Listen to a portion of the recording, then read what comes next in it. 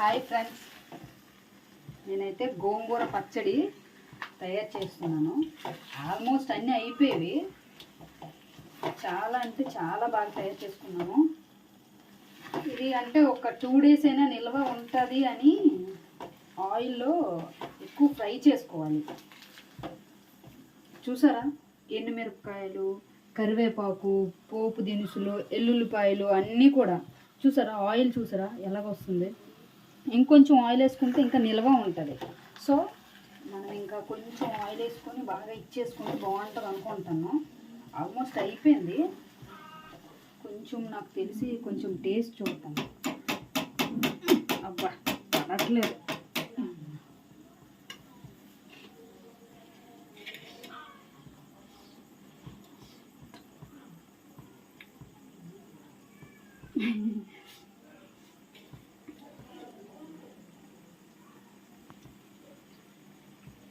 ఉప్పు ఉంది, మా కారం మామూలుగా లేదు.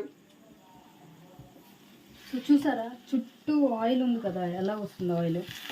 అలా వస్తే ఇందులో ఉన్న వాటర్ అంతా పోయినట్టు. సో నేను ఇలా ట్రై చేస్తున్నాను కదా, మీరు కూడా మీకు వీలైతే గోంగూర పచ్చడి రెడీ చేసుకొని తినండి, చాలా బాగుంటుంది. మన ఆంధ్రాలో గోంగూర అయితే ఇంకా బాగుంటుంది. మా శ్రీకాకుళంలో గోంగూర ఇంకా బాగుంటుంది. మా నైరల వాళ్ళ కూర ఇంకా బాగుంటుంది. కోడిస్లో కొనుక్కుంటాం మేము కూర. తునువాడోళ్ళు తీసుకొస్తారు.